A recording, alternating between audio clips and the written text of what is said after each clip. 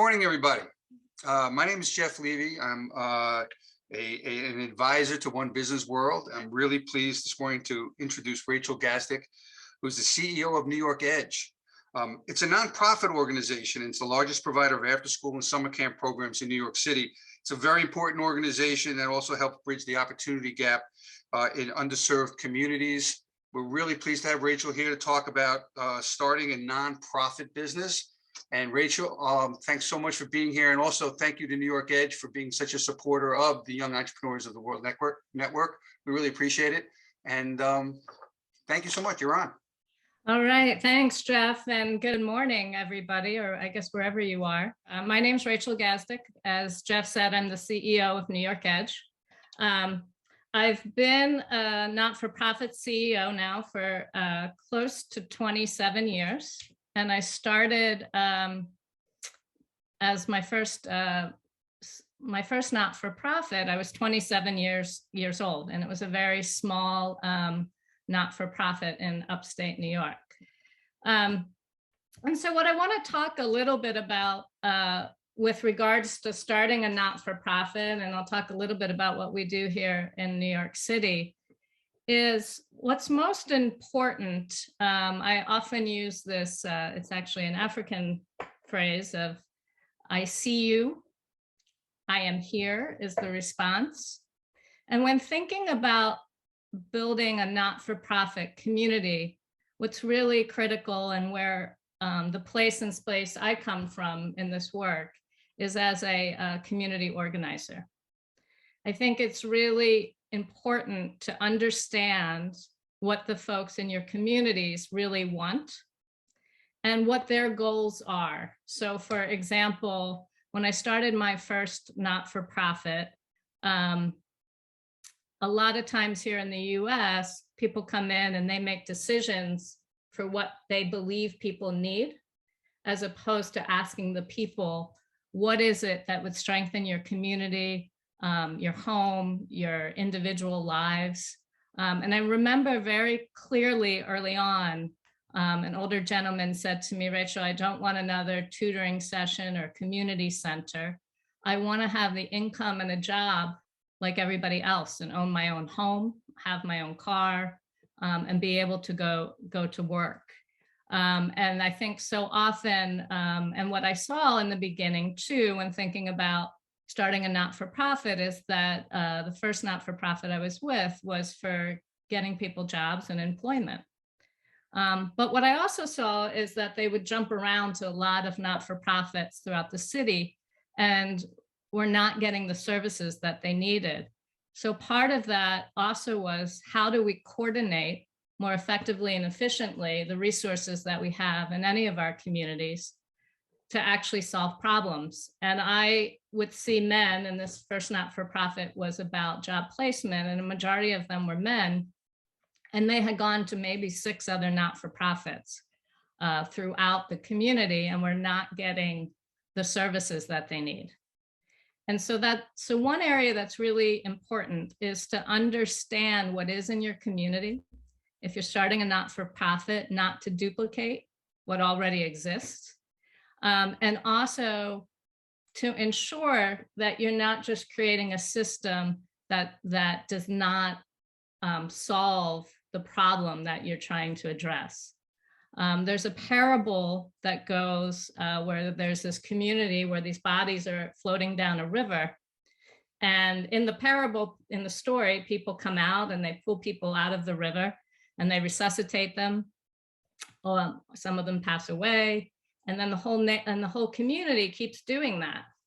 And they do it day after day after day, the way the story goes, instead of going up the river and finding out what the initial problem is. And it's a difference between charity and social justice. So sometimes we go out and we might serve food, we might serve meals, we might try to address something. But how do we actually solve that people have food all the time? That people have healthcare all of the time, that they have access to the best education system all of the time. And then it's not just for a few, but it's for all. Here in New York, I run the largest after-school programming in the city of New York, which serves about 40,000 students in over 110 schools across the city of New York. And what our job is as a not-for-profit, so the first not-for-profit, I had 2 employees, grew to moved to Denver, Colorado, and had close to 10 employees. And now I have well over 1,700 employees meeting the needs of kids across the city. And what we hear time and time again is you often hear in the US, well,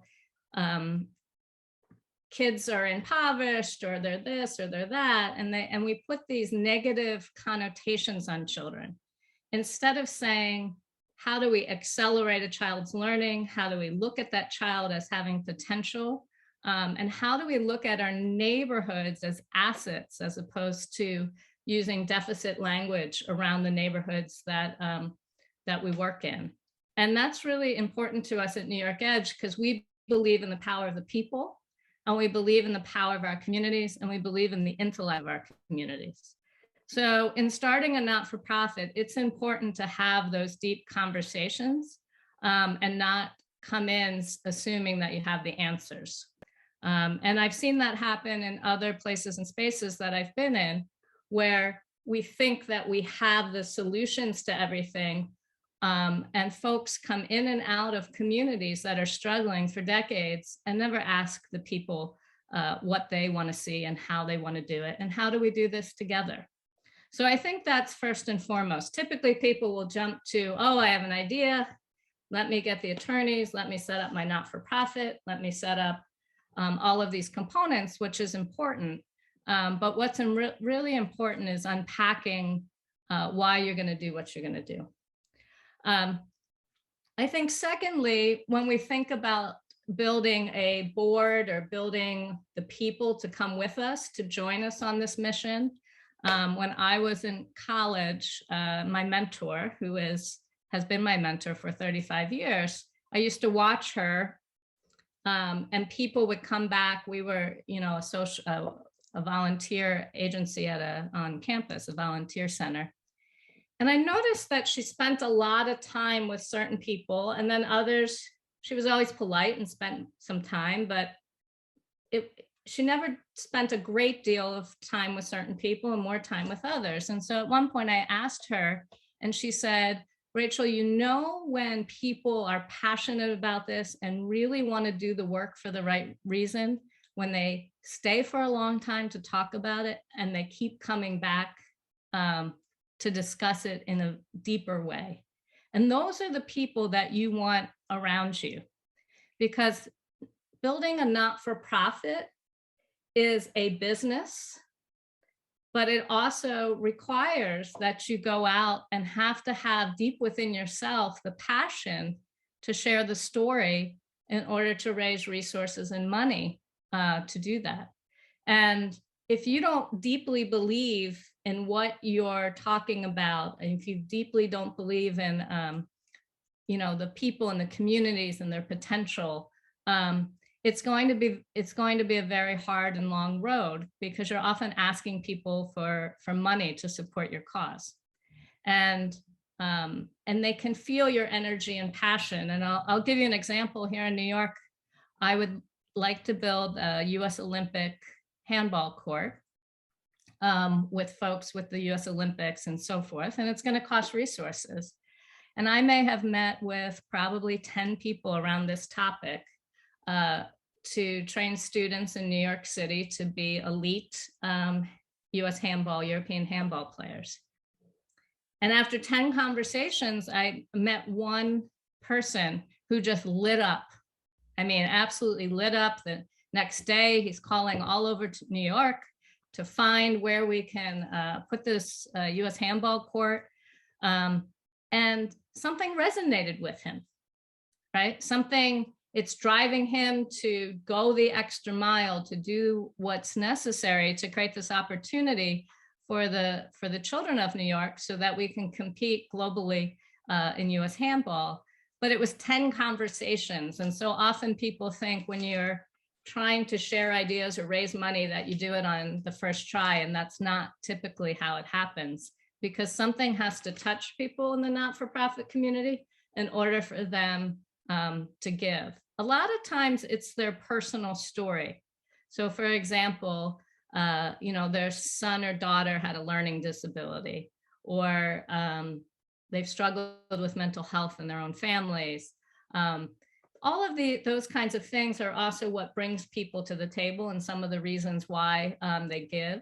And they give because they believe in particular causes, particular communities, and they have connections to it. So in building a not-for-profit, it's really critical to think about that. Most recently, I met with somebody from the Netherlands who was passionate about surfing, and he wanted to talk to me about starting a not-for-profit in the Netherlands, and what were some of the things that he needed to do to raise the resources in order to get that program, off the ground.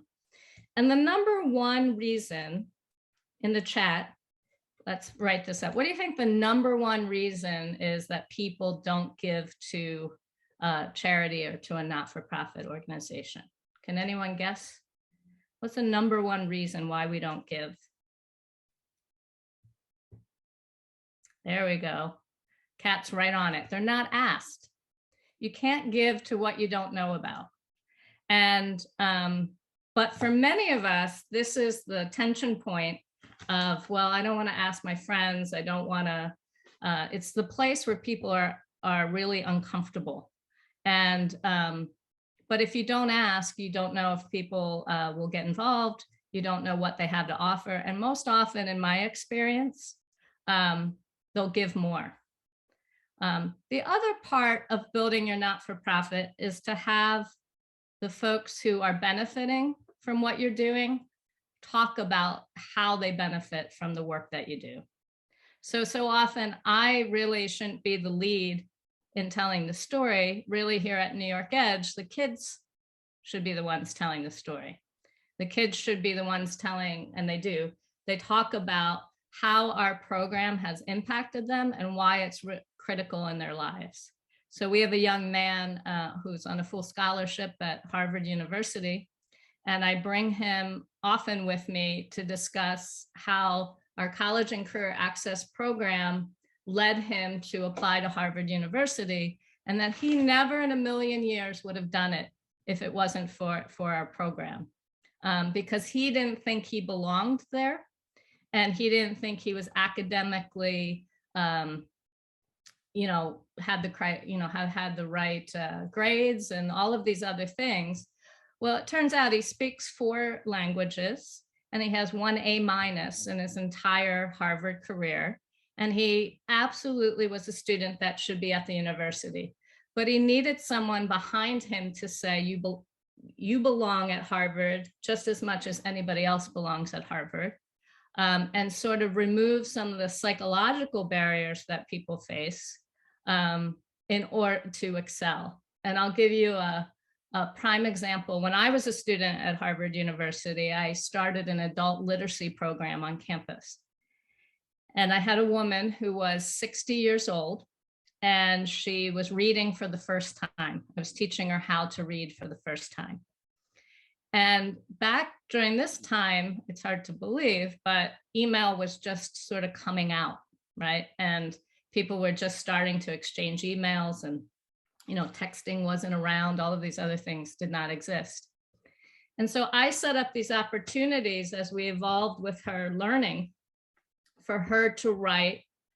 She was writing a 4-star military general. She was writing playwrights. She was writing, pretty prominent people.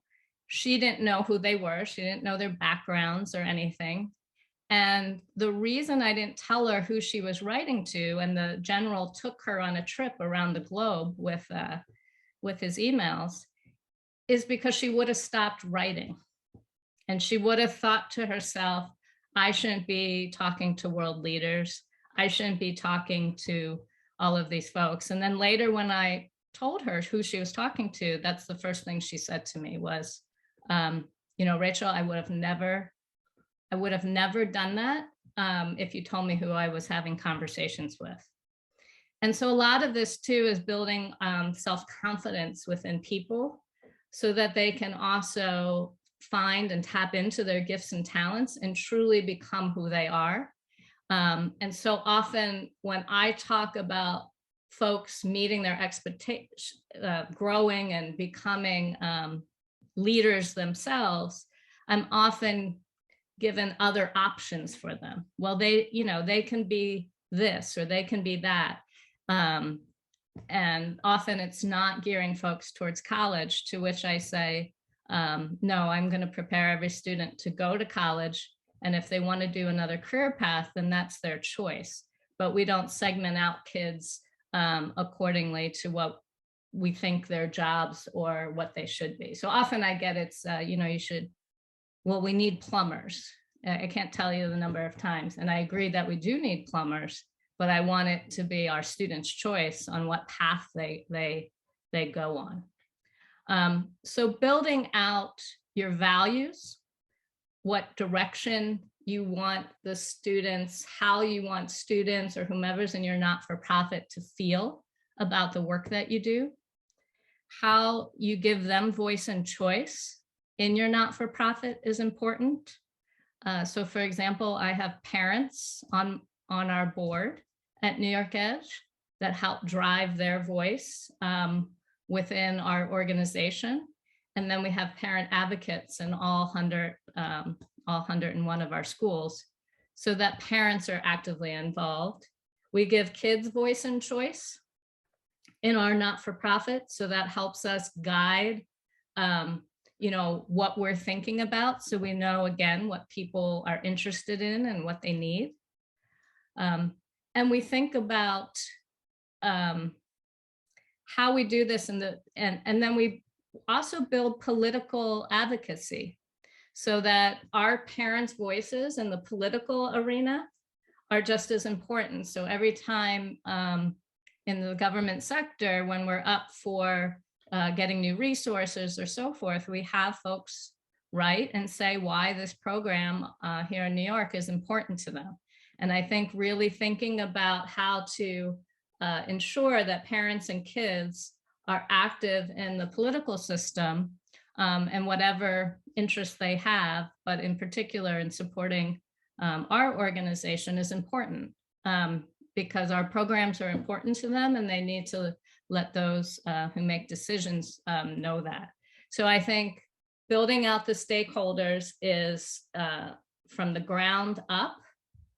And I think the biggest mistake people make when they do a not-for-profit is they try to get all the big leaders first and then they work their way down. And you have to do where the two shall meet in the middle to have a really robust not-for-profit organization. I think the other is thinking about having a robust communication network, and probably many of you, I don't know what all of your degrees are, they might be business, but you've probably crossed over into communication courses. It's how you market.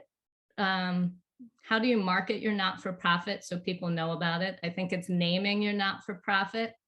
This organization used to be called the Sports and Arts and Schools Foundation. And we rebranded about 4 years ago. And it's a lot easier, to say New York Edge. And the Sports and Arts and Schools and Foundation is a great name, but it's very hard to brand it.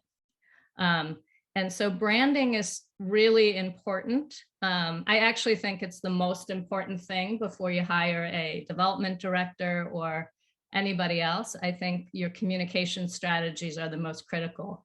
You're having a PR team, having visibility out in the community, whether it's through documents, whether it's through commercials, whether it's online, and really working to figure out where your target audiences are. I've done major, in Syracuse, New York, I did a major communications campaign for an organization I ran there. And the idea in that community is if you lived in the city of Syracuse, you had free access to college tuition as long as you attended the public schools.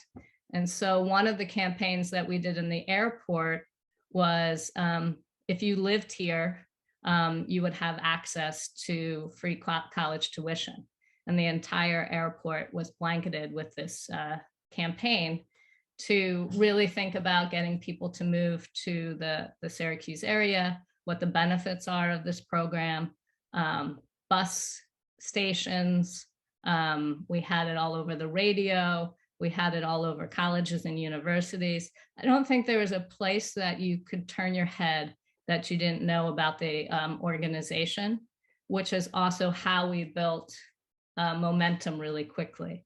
So building out those communication dollars, I think is vital, getting back to the point to you can't give to what you don't know about. And we had one campaign actually in the Carrier Dome when we were offering free college access to every student that lived in Syracuse. And in the student section at Syracuse University, the t-shirts in the student section of the Carrier Dome said, because every kid deserves to sit in these seats, right? So, and then there was a text to give campaign.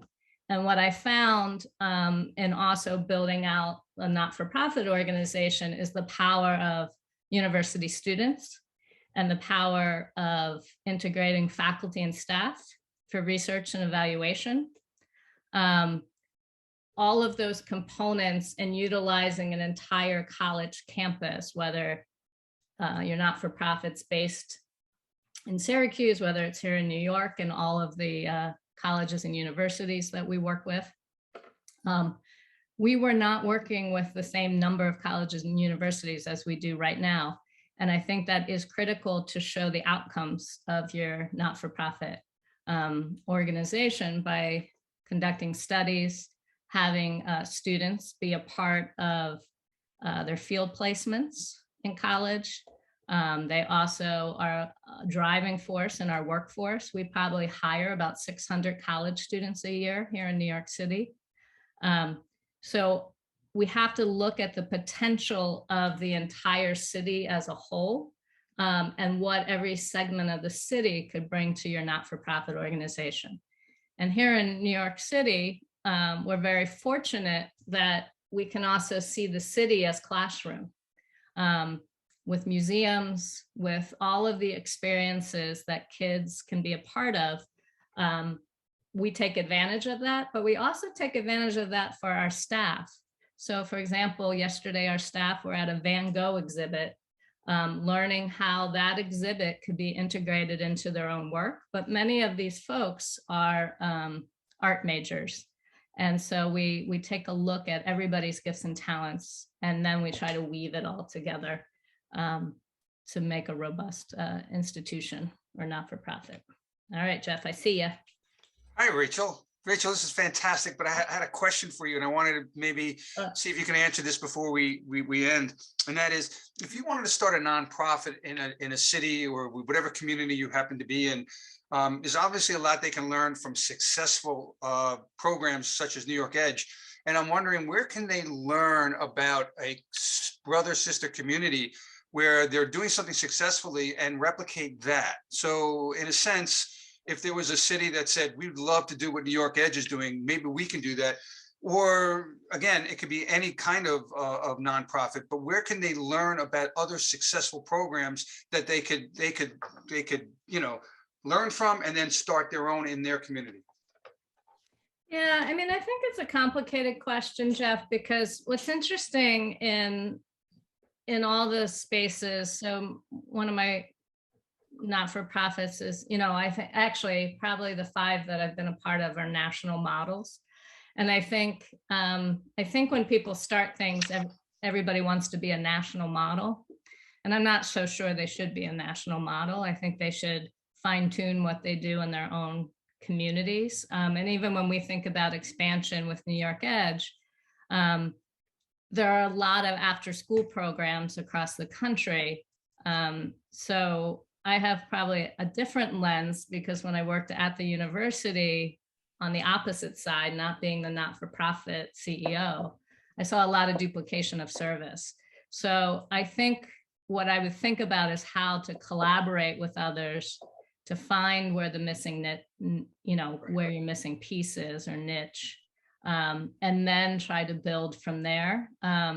Because we also came up against a lot of things when we did an initiative I was involved with in Syracuse, where there's something similar there already, right? But the leaders of the community wanted to do this, and there was a lot of folks already doing it for a very long time.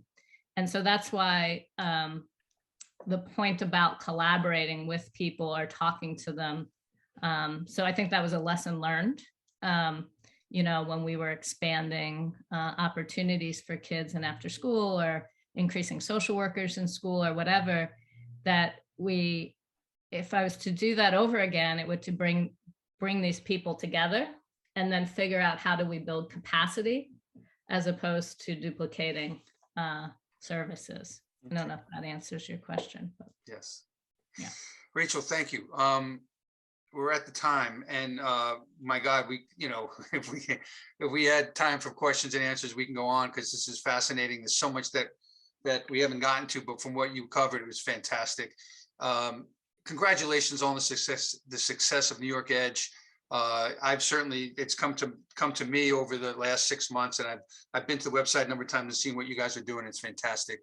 Thanks so much. We really appreciate your time, and I know that people will be reaching out to you. We look forward to having you back and doing another one of these. Yeah, and I hope to see you all, and please reach out, and I'm happy to talk to anybody. We get calls all over the globe, so and it's really exciting. So I wish everybody on this call who joined to really go after what you believe in, because it really is a life well lived doing this work. Indeed. Okay. Thank you, Rachel. Thank you.